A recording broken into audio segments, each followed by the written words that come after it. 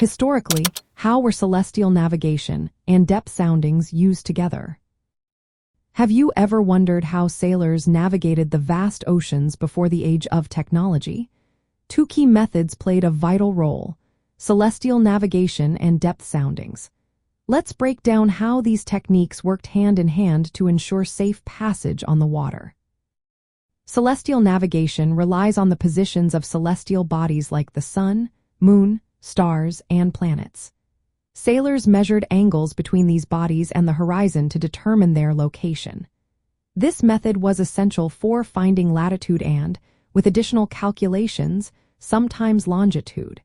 It was especially useful when from land, where no landmarks were visible.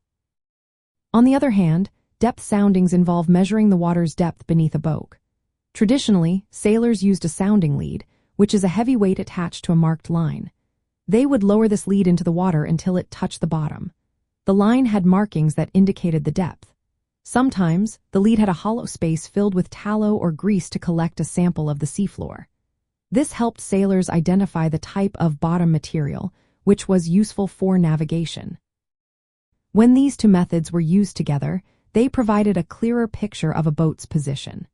Celestial navigation offered a general idea of where sailors were in relation to land or known routes. Depth soundings confirmed how close they were to land or specific underwater features like shoals or sandbanks. For instance, as a boat approached the coastline, the crew would first use celestial navigation to estimate their position. Once closer, they would take depth soundings to ensure safe passage. The combination of estimated position from the stars and actual water depth helped confirm their location, guiding them safely into harbor or through tricky waters.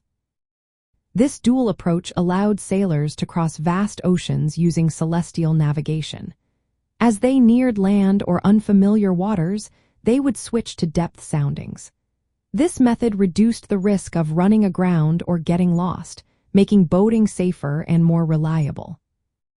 Today, while electronic navigation tools like Global Positioning System have largely replaced these traditional methods, understanding how celestial navigation and depth soundings work together remains important. It helps boaters interpret nautical charts, where depth information is clearly marked. For those interested in boating history or traditional navigation skills, practicing these methods can be a rewarding way to connect with the past and improve overall seamanship. So, the next time you are out on the water, think about the rich history of navigation techniques that have guided sailors for centuries.